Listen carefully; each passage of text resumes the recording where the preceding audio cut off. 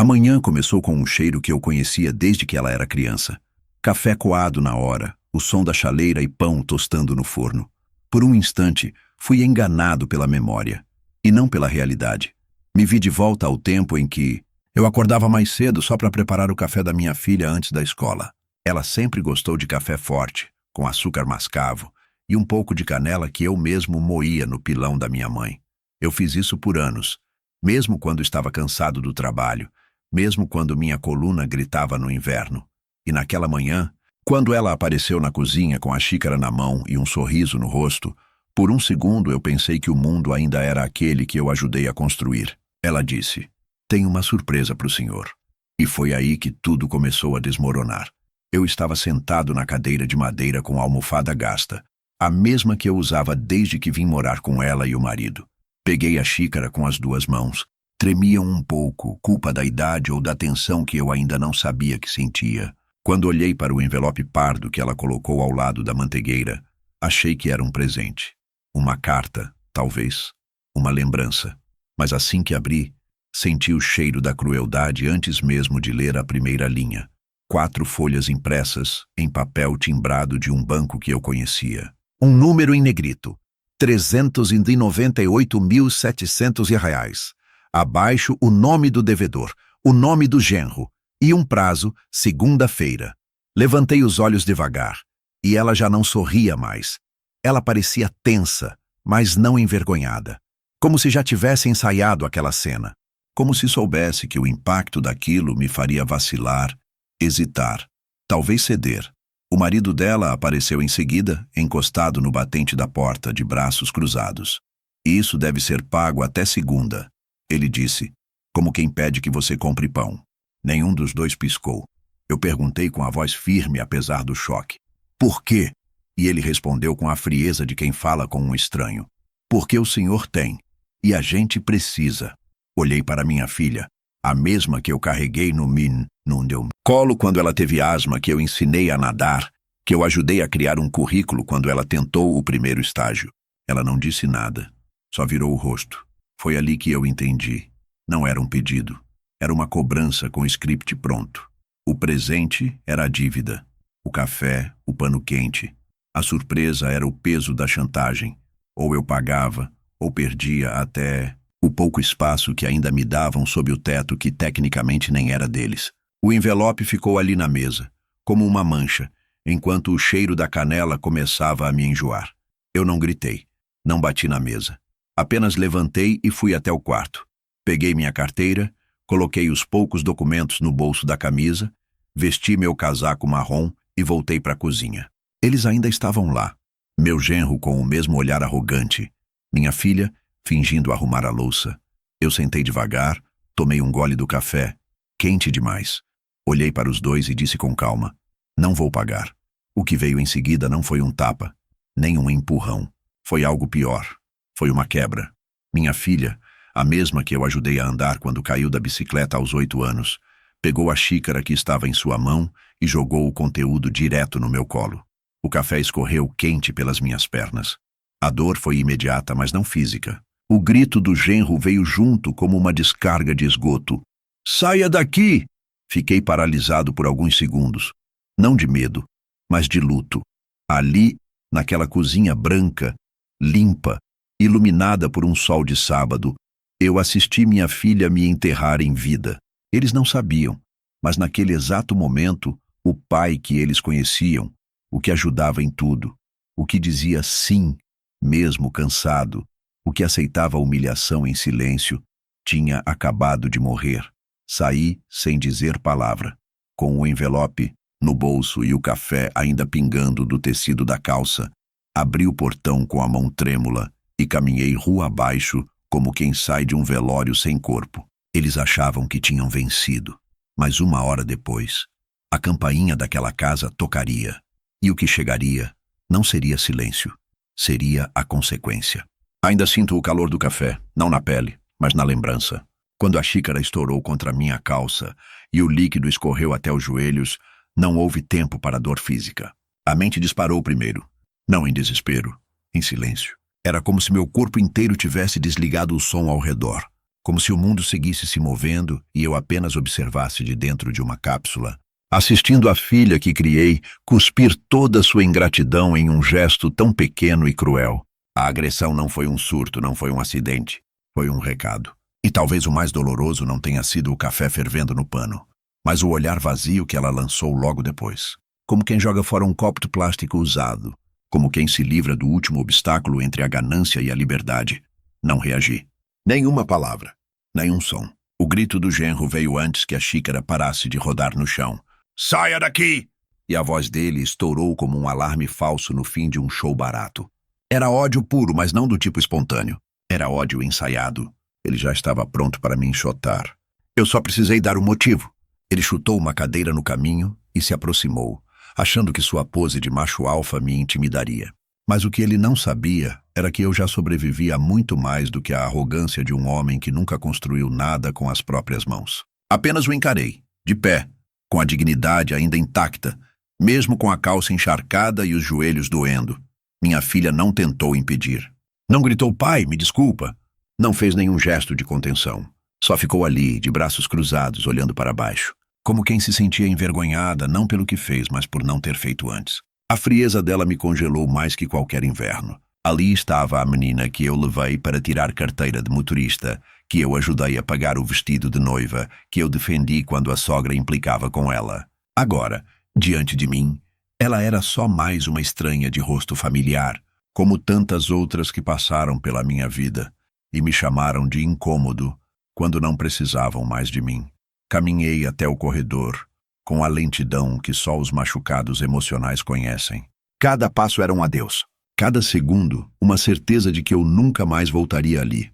Não daquele jeito, não como parte de algo. Peguei minha bolsa pequena que usava apenas para carregar remédios e documentos. Peguei meu casaco do cabide e olhei para a sala pela última vez. A TV ligada em mudo, um quadro de casamento na parede. E um homem que gritava como um cachorro acuado, achando que os decibéis substituem o respeito. Abri a porta sem me virar. O portão estava encostado, o sol já mais alto do que quando o dia começou, e a rua seguia sua rotina de sábado como se nada tivesse acontecido. Fechei o portão atrás de mim sem bater. Eu sabia que se o fizesse daria a eles o gosto de uma última reação. Não dei, apenas andei.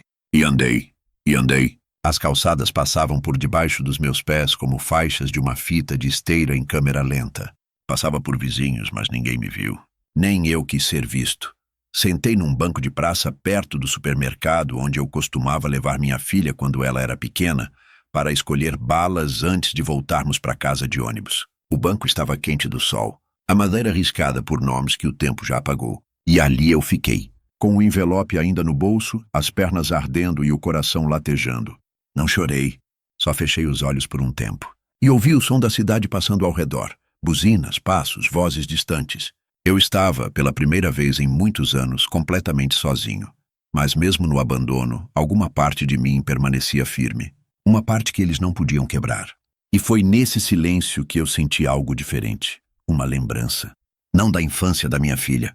Não da juventude ou dos momentos felizes. Mas da pasta vermelha. Aquela que eu não mexia havia tempos, mas que estava onde sempre esteve. Na segunda gaveta do armário velho, trancada com a chave que nunca saiu do meu chaveiro. Uma pasta que continha a resposta. Ou talvez a justiça. E com ela, a volta do jogo. Naquele banco sujo de café e suando sob o sol, eu decidi, não seria uma vítima. Não dessa vez. Não depois de tudo que construí, do que dei, do que aguentei calado. Eles acharam que estavam se livrando de um fardo, mas estavam apenas soltando um fio que, puxado com calma, levaria o tapete inteiro com eles, porque uma hora depois, enquanto eles achavam que tinham vencido, eu já estava com o telefone na mão, digitando o número de alguém que eles haviam esquecido completamente, meu advogado. E aquele telefonema seria só o primeiro passo de uma reação que não viria com gritos. Viria com assinaturas, registros e consequências. A rua era a mesma que eu conhecia há anos, mas parecia mais comprida. Cada metro parecia pesar 1 quilo. As casas alinhadas dos dois lados, as calçadas rachadas, o cheiro de pão saindo da padaria da esquina, tudo me cercava com uma estranheza amarga. Era como se o bairro tivesse sido encomendado por alguém que queria me lembrar do que eu não tinha mais. A cada passo, o tecido molhado da calça esfriava contra minha pele, e aquele cheiro de café queimado me seguia como um cão ferido. A dor não era da queimadura, era da quebra, da ausência de sentido, da constatação silenciosa de que eu era agora um velho sem casa, sem lugar, sem importância.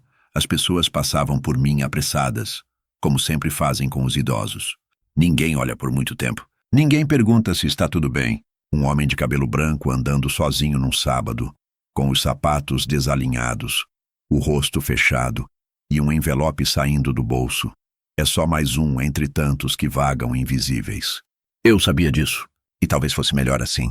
Porque se alguém me parasse, talvez eu desabasse. E eu não queria chorar. Não na rua. Não diante de estranhos. Meus pés me levaram até o pequeno largo que ficava a 6 quadras da casa da minha filha. Um espaço sem muito charme, mas com um banco de cimento sob a sombra de um flamboyant. Me sentei ali como tantas outras vezes, mas pela primeira vez sem destino. Olhei para os galhos, as folhas vermelhas caídas, o céu azul por entre os ramos. Não pensei em soluções. Só respirei.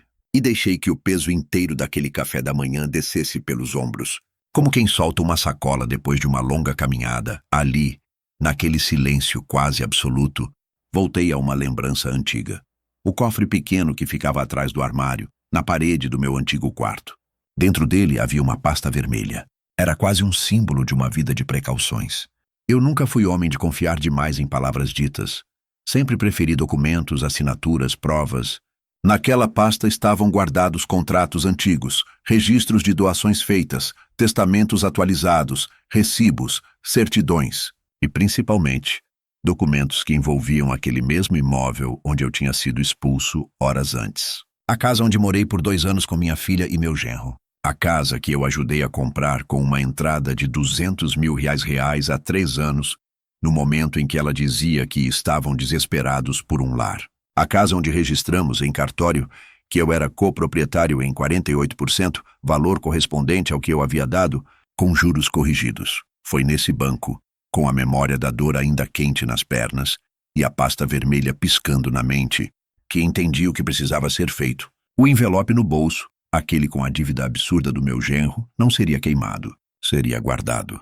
Ele era a primeira peça, a confissão, a prova do tamanho do rombo que eles estavam tentando empurrar para cima de mim. Se eu usasse aquilo com inteligência, talvez pudesse não apenas me livrar, mas devolver cada gota daquele café quente da forma mais eficaz, com a tinta de uma caneta.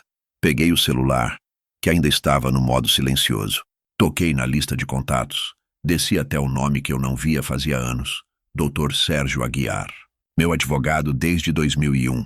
O homem que cuidou do inventário da minha falecida esposa, que me ajudou a reverter um erro de cobrança da Receita e que sempre dizia: guarde tudo, mesmo o que parecer inútil. Liguei. Ele atendeu no segundo toque. A voz era a mesma, firme, técnica, mas com a mesma pontinha de respeito que sempre me deu. Sr. Alfredo? Ele disse. Eu respirei fundo. Dr. Sérgio, preciso reabrir uma pasta antiga. E talvez preparar algumas novas. Expliquei brevemente o que aconteceu, sem florear. Não precisava de emoção para convencê-lo. O absurdo falava por si. Ele pediu que eu fosse até o escritório na manhã seguinte, às 8h sem falta, e completou: traga tudo, inclusive esse envelope. Guardei o celular. A mão tremia, mas era uma tremedeira diferente, não de fraqueza. Era da adrenalina silenciosa de quem passou tempo demais apanhando sem responder, e agora encontrou uma porta entreaberta. Levantei do banco. Me estiquei devagar, como quem acorda de um pesadelo, e comecei a andar, dessa vez não como um velho sem rumo, mas como alguém que acabara de lembrar onde tinha deixado a chave da sua própria dignidade. Ainda não sabia como terminaria aquilo tudo. Ainda não tinha planos detalhados, mas sabia que eles tinham cometido um erro grave. Acharam que a velhice é sinônimo de impotência. E esqueceram que quem tem passado tem registros, e que quem tem registros tem poder. No caminho de volta, parei numa farmácia. Comprei um creme calmante para a pele e uma caixa de curativos. O atendente olhou para a calça manchada e nada perguntou. E eu agradeci por isso. Depois entrei num pequeno café, pedi um pão na chapa e uma xícara de descafeinado. Enquanto esperava, tirei o envelope do bolso e o alisei sobre a mesa. Li cada linha como quem estuda um inimigo. A dívida estava toda descrita. Nome, valor, CNPJ da empresa usada como laranja, prazo de vencimento. E um detalhe curioso: a assinatura de quem reconhecia a dívida. O próprio genro. Guardei de novo, agora com cuidado. Não era mais um pedaço de papel, era a semente da virada. Saí do café e fui direto para minha antiga casa, onde guardava a pasta vermelha. Um sobrado simples que aluguei para um conhecido depois que me mudei para a casa da minha filha. Entrei com a chave reserva que nunca entreguei a ninguém. O armário estava intacto. A pasta, no mesmo lugar, vermelha como sangue seco. E dentro dela, a munição que eu precisava. Naquela noite, dormi no sofá velho da sala da frente, com a pasta sobre o peito como um colete de proteção. Dormi pouco, mas pela primeira vez em anos, dormi com os olhos fechados e o coração desperto. Porque agora, o jogo tinha virado. E o próximo movimento seria meu.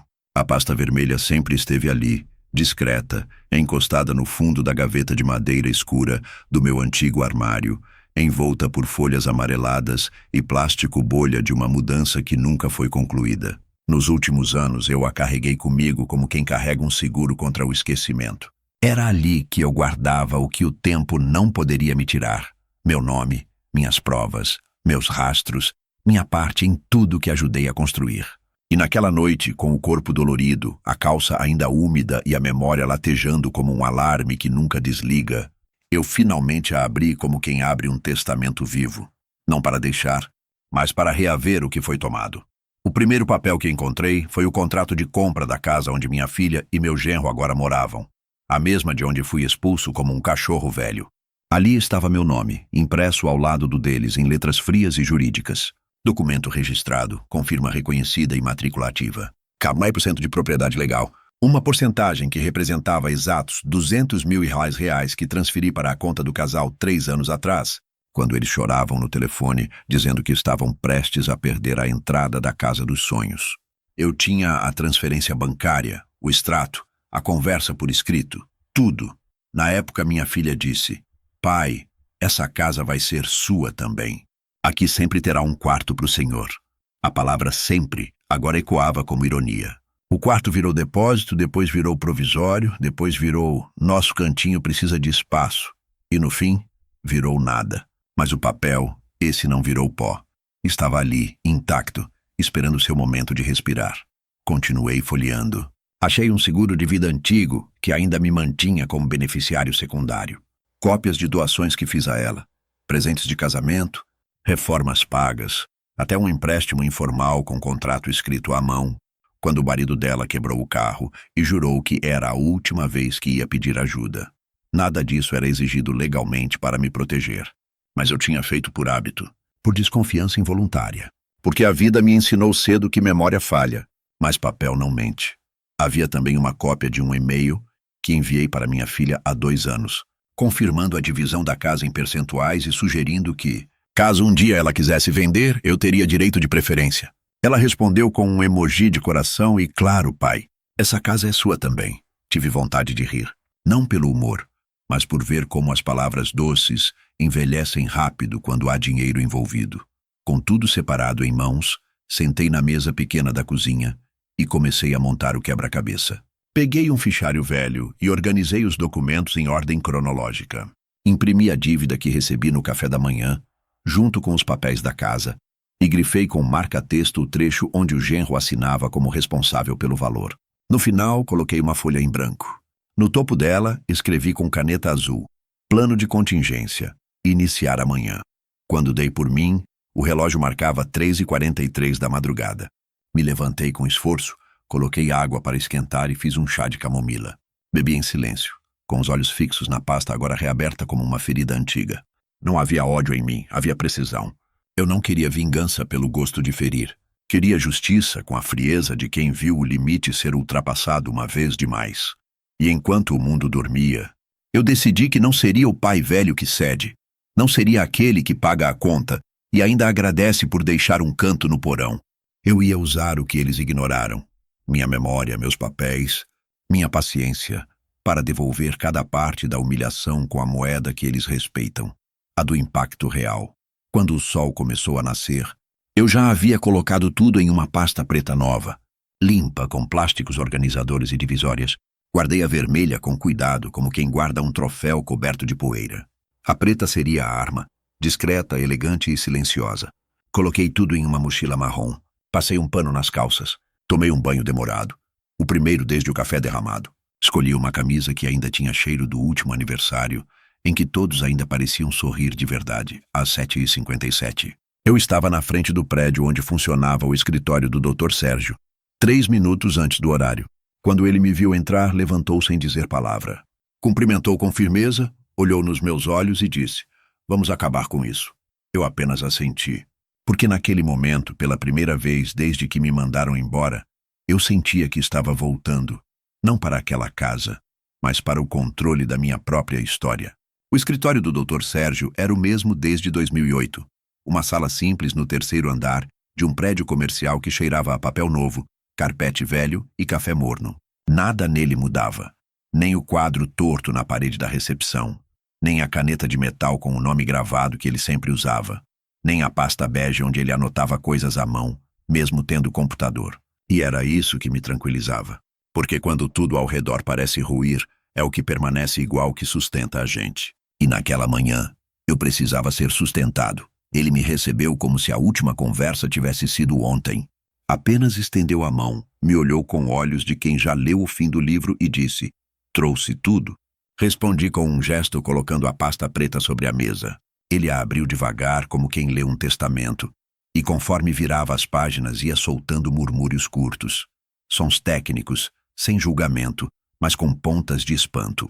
"Eles foram longe demais", disse por fim, e deixaram rastro. Ficamos mais de 2 horas ali. Eu contando os detalhes, ele fazendo anotações com caneta esferográfica azul. Nenhuma pergunta fora de lugar, nenhuma reação exagerada. Apenas foco. Sérgio era esse tipo de homem. O tipo que você contrata quando quer menos barulho e mais efeito. "A primeira coisa que vamos fazer", ele disse, "é garantir que sua parte legal na casa não seja contestada." Puxou do arquivo uma minuta de notificação e começou a preencher. "Isso aqui impede que eles vendam, aluguem, refinanciem ou façam qualquer movimentação com o imóvel sem sua autorização expressa. Vou protocolar isso hoje mesmo, em cartório e no sistema do registro de imóveis." Enquanto ele falava, algo em mim voltava a respirar. Eu não queria a casa de volta. Não precisava mais dela. Mas era uma questão de princípio. Eles usaram o teto como moeda de troca, como chantagem emocional, como palco de humilhação. Agora, aquele teto seria a jaula da própria armadilha. Sérgio continuou: "Segundo, vamos levantar a origem dessa dívida. Se ele usou empresa laranja, como você disse, talvez tenha deixado brechas legais. E se ele assinou documentos em seu nome ou citou você como garantia, isso se configura como tentativa de estelionato." Abri o envelope original e entreguei a ele o papel que meu genro me deu no café da manhã, ainda com a marca de gordura de manteiga no canto. Ele assinou aqui. "Com CPF", Sérgio sorriu com os olhos. "Melhor ainda. Nas 3 horas seguintes, entramos em modo de guerra. Mas era uma guerra de silêncio. De protocolo. De papelada." Ele preparou 3 notificações diferentes. Uma para o cartório de imóveis, outra para o banco credor da dívida e uma terceira, a mais importante, endereçada diretamente ao meu genro. Não era ameaça, era exposição. Um espelho jurídico. Ali estavam descritos em linguagem técnica todos os movimentos que ele havia feito nos últimos anos com meu apoio financeiro. As transferências, os registros, as participações cruzadas.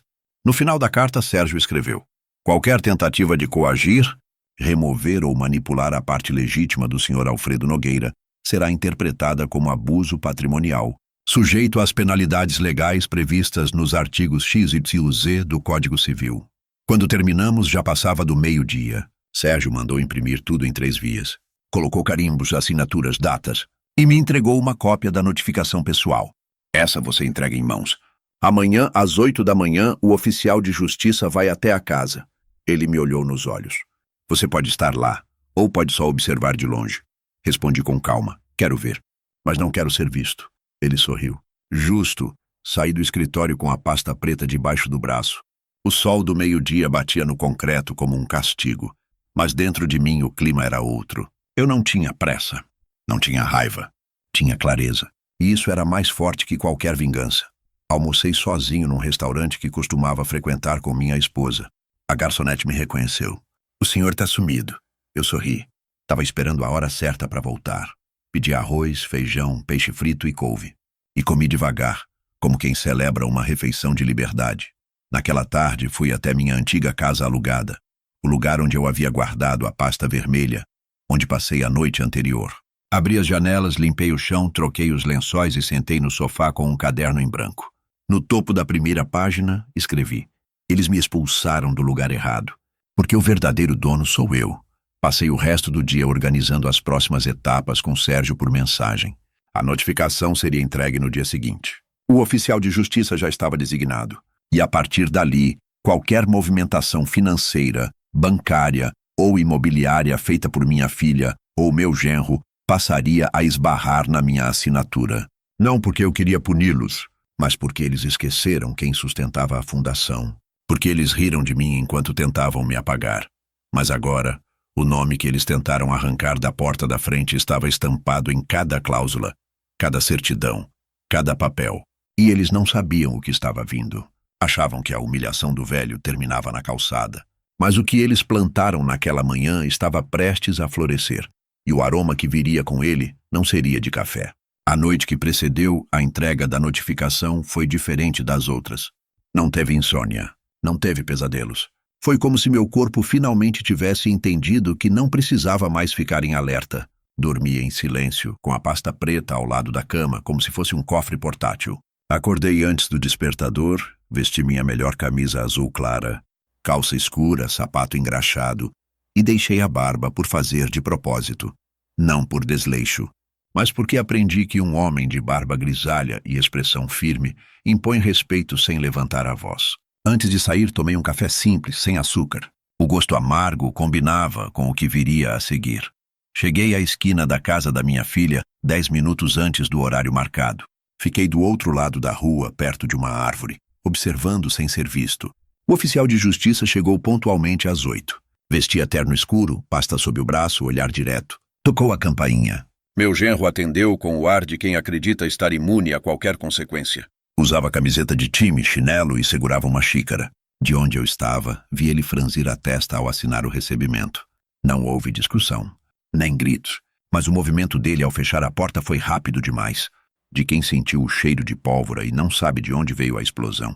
A notificação entregava o óbvio, que eu era coproprietário legal do imóvel.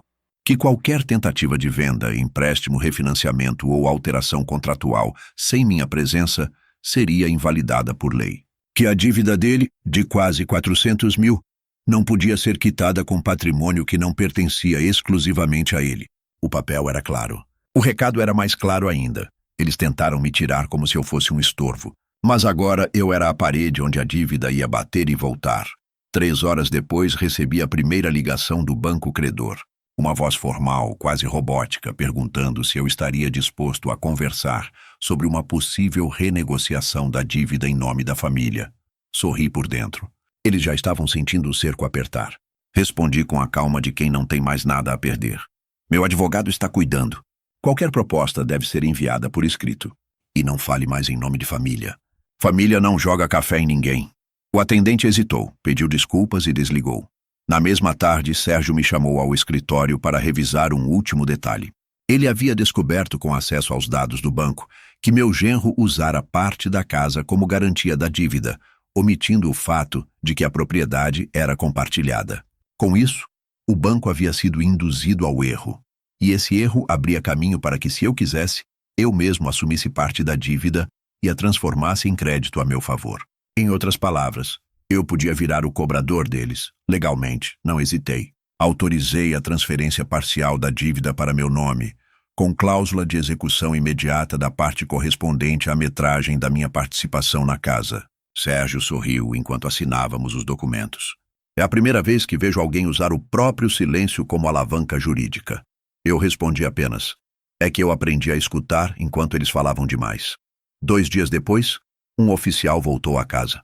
Dessa vez, para fixar na porta um aviso de bloqueio parcial do imóvel, por conta de dívida ativa em nome do novo credor. No caso, eu. Era o equivalente jurídico de bater à porta com um espelho e dizer: reconhece a imagem? Me disseram que minha filha chorou ao ler, que o genro ficou branco, mas eu não estava lá. E não por covardia. Por escolha. Porque eles precisavam começar a sentir o que significa ver o mundo mudar sem poder impedir. No mesmo dia, um advogado deles tentou me ligar. Não atendi. Sérgio recebeu e apenas disse: está tudo dentro da lei. A única sugestão que temos é paguem. Nenhum acordo. Nenhum parcelamento. Nenhuma anulação. Não mais. Eles quiseram brincar de donos. Agora tinham que brincar de devedores. A notícia começou a se espalhar. Vizinhos comentando. Gente no grupo do condomínio perguntando por que havia aviso do fórum na casa da menina do Alfredo. Um dos colegas do meu genro no antigo emprego, ele havia sido demitido meses antes, postou uma indireta nas redes sociais.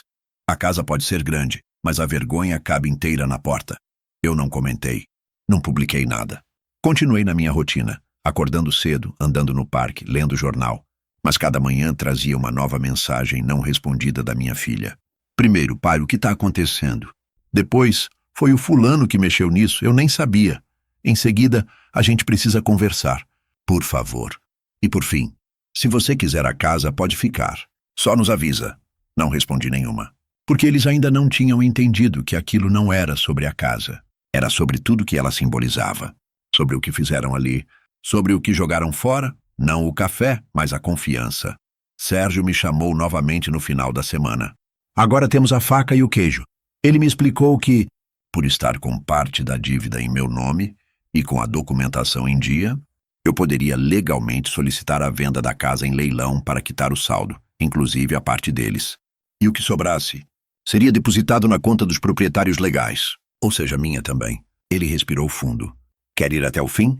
Eu olhei para ele. Pensei por um momento e respondi com a mesma voz que eles ouviram no café da manhã antes da queda. Sim, mas com calma. Cada fatia no tempo certo, porque o jogo já estava ganho. Agora era só questão de escolher como serviriam o prato e se ele viria frio ou gelado. Eu não precisei estar lá para ver. O próprio oficial de justiça, discreto e meticuloso como todo bom mensageiro da verdade legal, me ligou depois da entrega. Notificação devidamente fixada no portão principal, Sr. Alfredo. Fotografei e protocolei. Estavam em casa. O rapaz não falou nada. A senhora, que imagino ser sua filha, chorou. Não houve resistência. Agradeci com uma única palavra. Entendido. E desliguei sem perguntas, porque já sabia tudo o que importava. A primeira rachadura visível tinha chegado. E não era emocional. Era documental. A casa deles agora exibia uma folha branca protegida por plástico transparente, afixada com fita larga e um selo do Poder Judiciário no topo. Em letras diretas, estava escrito o que meu genro temia que o mundo descobrisse. A existência de uma ação de cobrança com bloqueio parcial do bem, exigência de renegociação e ordem expressa para não haver movimentações de venda ou empréstimo até segunda ordem. Não era só uma notificação, era um espelho público do que eles fizeram tentando manter tudo escondido. A notícia não demorou a se espalhar. O grupo de WhatsApp do condomínio explodiu em mensagens às 9 horas da manhã. Uma vizinha que se achava repórter de bairro foi a primeira a comentar. Pessoal, vi um oficial de justiça aqui hoje cedo. Algum problema com o casal da Casa 7? Outro respondeu, acho que é dívida, mas não tenho certeza. E como sempre acontece nesses círculos pequenos, as certezas começaram a nascer no terreno das suposições. Em 2 horas já diziam que a casa estava indo a leilão, que o genro estava devendo $500 mil, que a filha tinha brigado com o pai por causa de dinheiro, que o velho tinha sumido. Eu apenas lia em silêncio, enquanto tomava meu café na varanda da casa alugada. Às 11h27, recebi a primeira ligação direta da minha filha. Não atendi. Às 11h31 chegou a primeira mensagem. Pai, precisamos conversar. Por favor, atende. A polícia veio aqui. Eu sabia que não era verdade, ainda não. Mas o pânico começava a ganhar corpo. A notificação era só o primeiro gesto. Um lembrete de que o jogo havia virado. E eles, que sempre agiram na surdina, agora tinham que assistir ao teatro da humilhação de portas abertas. Às 13h52, outra mensagem. Eu não sabia de nada, pai. Ele que fez isso tudo sem me contar. Eu só quero proteger minha filha. A filha que ela dizia querer proteger era minha neta de 2 anos. Uma criança doce que sempre me chamava de vovô e pedia para eu contar histórias. E que, sem saber, agora vivia numa casa prestes a desmoronar, não pelas paredes, mas pelas escolhas dos pais. Eu olhei para aquela mensagem por longos minutos. A dor que senti não foi nova, mas profunda. Porque mentir para um estranho é uma coisa, mas mentir para quem te criou... Isso tem outro nome. Tem o nome de quem já passou do ponto de retorno.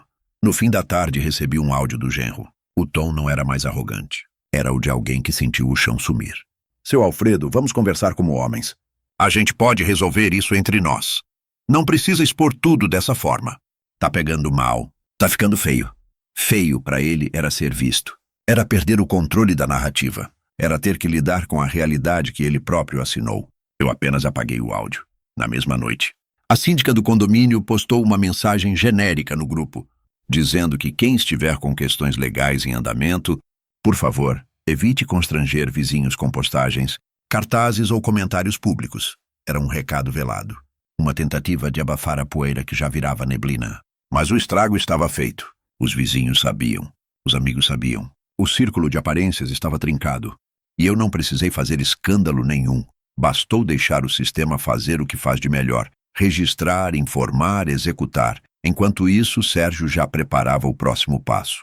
Se eles não pagarem ou propuserem um acordo sólido nos próximos 10 dias, vamos entrar com pedido de leilão judicial da parte de sua propriedade. E se o valor for suficiente, a gente quita sua parte da dívida com margem de sobra. O resto será exigido deles. Eu não disse sim, mas também não disse não. Apenas pedi, me mantenha informado. E silencioso. Ele entendeu. No final da noite, minha filha me mandou uma última mensagem. Desta vez longa, cheia de vírgulas, pontos de interrogação e frases que pareciam tiradas de novela. Pai, a gente errou. Eu sei disso, mas a gente não merece ser exposto assim. Eu estava nervoso naquele dia. O café foi um impulso. Me perdoa. Pelo amor de Deus, me perdoa. Ela esqueceu de dizer, me perdoa por ter te jogado fora. Esqueceu de dizer, me perdoa por ter te tratado como uma dívida a ser paga e descartada. Não respondi, porque o silêncio naquela altura já era o único idioma que ela realmente escutava. Às 22h02, coloquei a pasta preta dentro de uma caixa. Guardei no fundo do armário da casa alugada. Fechei a porta com chave. E sentei na poltrona com uma manta sobre as pernas. Do lado, uma xícara de chá de capim-cidreira. O telefone estava no modo avião, a televisão desligada. E o único som era o do meu próprio coração, agora batendo num ritmo novo. O ritmo de quem sabe que dessa vez não é quem está prestes a perder o chão, mas quem apertou o primeiro parafuso que fará o chão ceder. O que antes era orgulho silencioso, agora era desespero visível. Eu não precisei fazer nada além de esperar. Os dias seguintes à notificação foram uma sequência de pequenas fraturas públicas. Primeiro foi o genro, que até então andava de cabeça erguida, cumprimentando vizinhos com aquele ar de quem sabe de tudo, como se fosse o dono do bairro, passando direto pelos portões, ignorando quem tentava puxar conversa, com passos apressados e os olhos fugindo de qualquer olhar curioso. A vizinhança não perdoa quando a aparência racha. E no condomínio onde tudo é fachada, bastava uma rachadura para que todos colocassem o ouvido na parede. Na manhã de terça-feira, uma moradora postou no grupo de WhatsApp uma foto borrada da notificação judicial, na porta da casa. Isso é sério? Quem pode explicar? Ninguém respondeu diretamente, mas o silêncio foi mais eloquente que qualquer fofoca. Os antigos amigos de churrasco, os colegas de academia do genro, até a cabeleireira que cortava o cabelo da minha filha, todos começaram a se afastar em doses pequenas, mas perceptíveis. Eles não queriam ser arrastados junto com o naufrágio. Na quarta, eu mesmo fui ao supermercado da esquina. O mesmo onde eu fazia compras para a casa deles, sempre ouvindo frases como compra só o básico, pai, ou esse mês está apertado, leva o que der.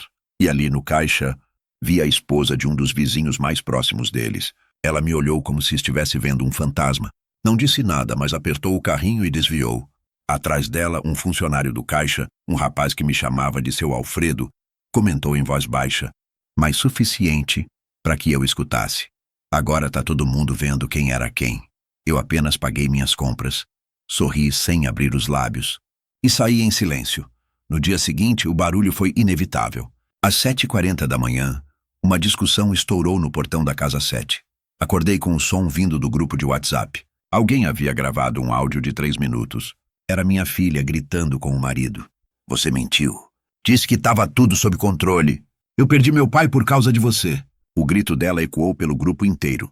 Em menos de 1 hora já circulava um vídeo mal enquadrado, mostrando a porta da casa aberta, minha filha sentada na escada com as mãos no rosto, o genro de pé gesticulando como um peixe fora d'água, tentando parecer calmo. Era a primeira vez, em anos, que a fachada deles mostrava algo além da perfeição de Instagram.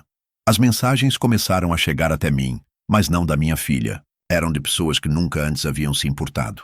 Uma ex-vizinha, que havia me ignorado por meses, mandou: Senhor Alfredo, só queria dizer que sinto muito por tudo o que aconteceu. A verdade sempre aparece. Outra, uma mulher que morava 2 casas depois, escreveu: Sempre achei estranho o jeito como falavam com o senhor. Agora entendo tudo, mas o mais revelador veio à tarde. Um funcionário da imobiliária que administra parte das casas do condomínio ligou para Sérgio, meu advogado. Queria saber se a parte do imóvel correspondente à minha porcentagem seria colocada à venda judicial. Diz que havia um casal interessado e que tinham sido informados da dívida. Ou seja, a bomba já tinha vazado até para o mercado. E o imóvel, que um dia foi promessa de estabilidade para minha filha, agora era só um pedaço de concreto em chamas. E foi nesse contexto que minha filha apareceu, pela primeira vez desde o café da manhã da traição.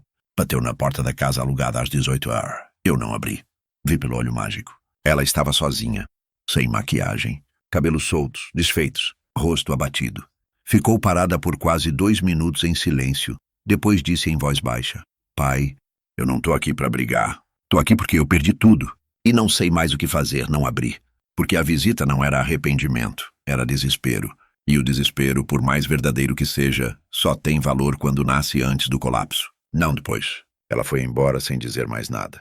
E eu me sentei na poltrona com um sentimento estranho. Tristeza, sim, mas também justiça. Porque ali naquele recuo visível eu vi a máscara cair. E vi com clareza quem ela era sem os filtros, sem os convites de Natal, sem a falsa preocupação de como o senhor está se sentindo hoje.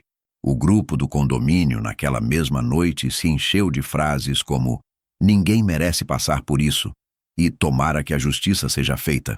Mas ninguém lembrava que dias antes todos eles sorriram enquanto eu carregava sacolas, limpava o quintal ou lavava o carro deles com mangueira e dor na lombar. O mundo é assim.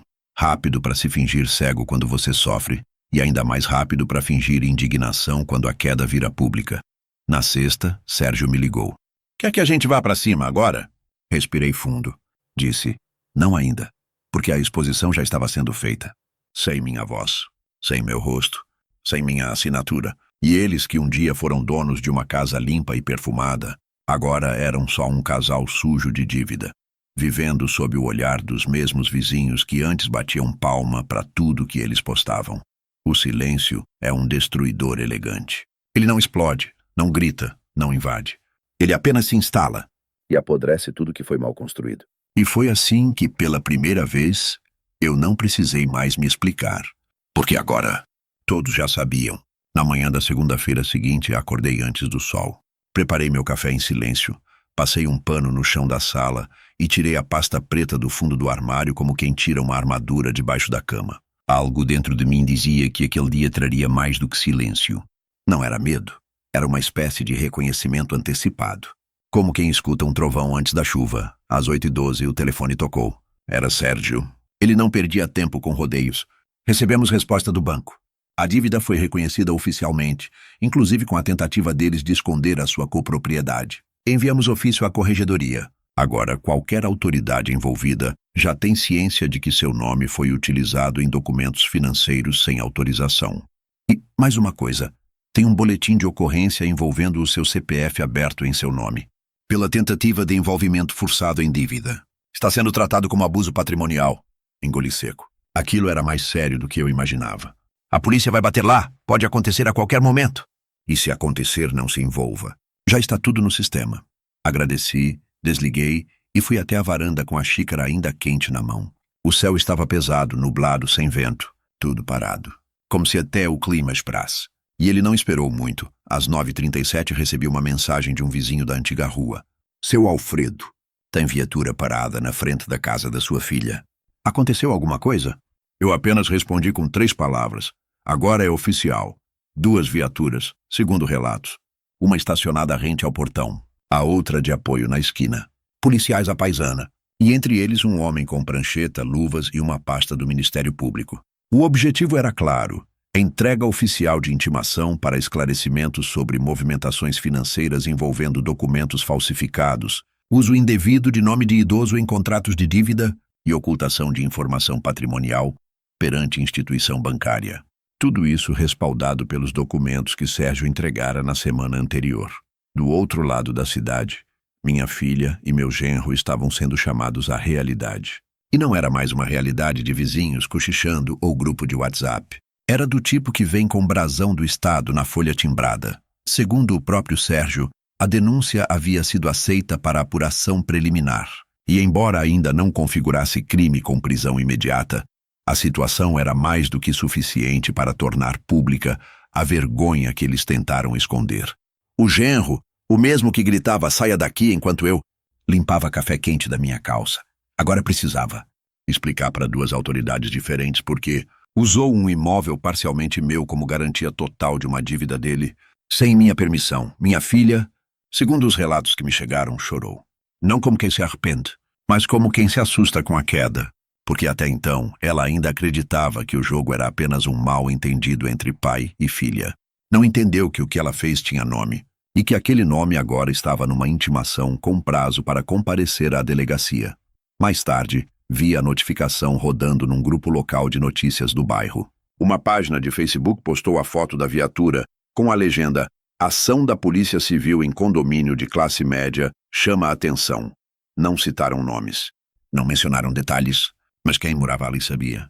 E a imagem foi suficiente para selar o destino social do casal. As mensagens que antes eram de apoio silencioso se transformaram em silêncio absoluto. Ninguém mais queria ser associado.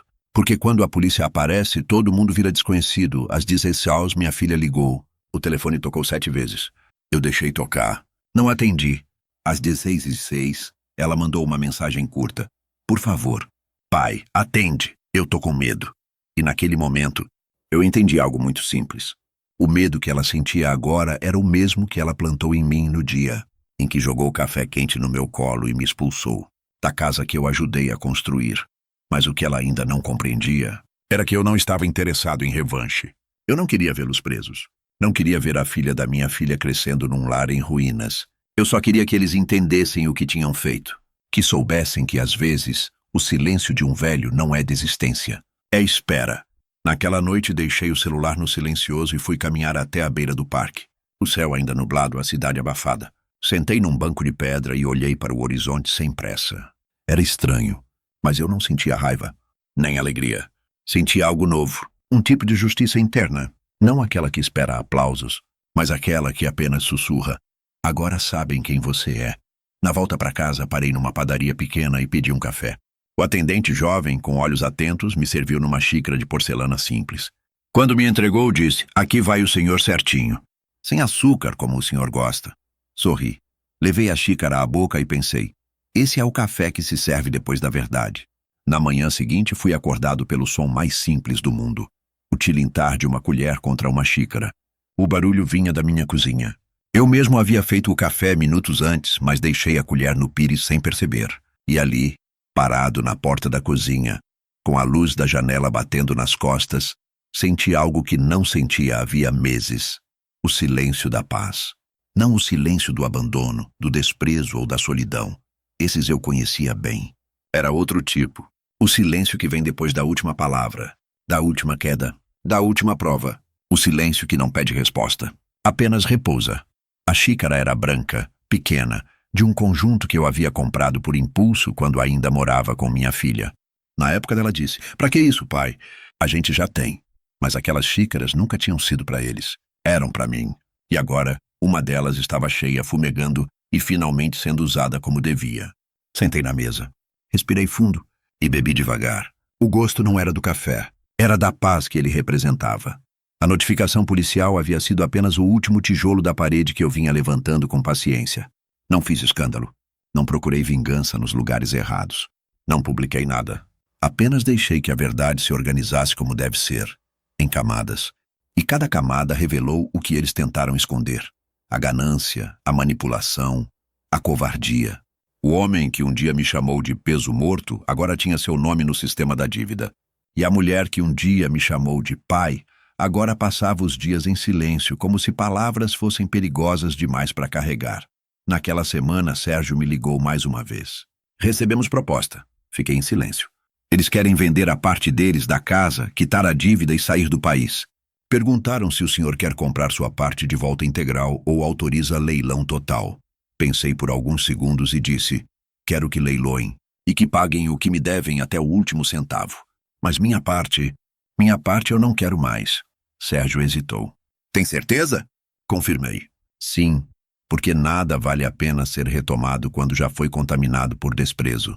A venda judicial foi marcada para o mês seguinte. A dívida seria quitada. O resto seria problema deles. Eu não compareci, não assisti, não olhei o edital. Na verdade, no dia do leilão, eu estava na estrada.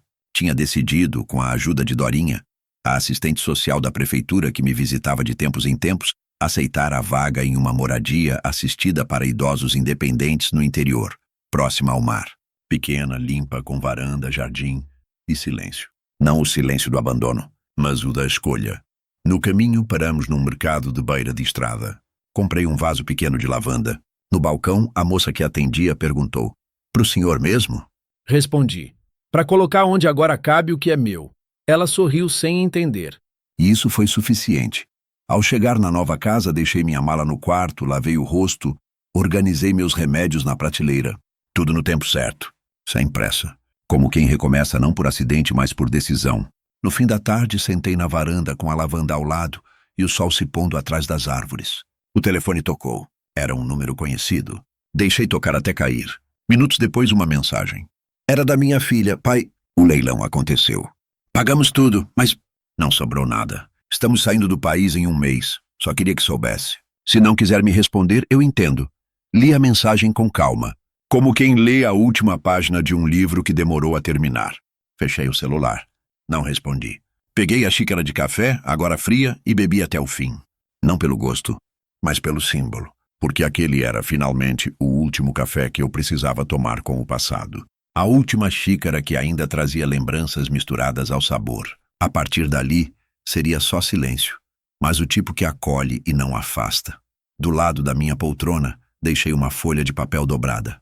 Nela escrevi com minha caligrafia antiga e firme: se algum dia voltarem, encontrarão a porta fechada, mas não trancada. Porque a chave nunca foi do portão, foi do respeito. E essa vocês perderam. A brisa da tarde passou devagar. Nenhum ruído, nenhum peso.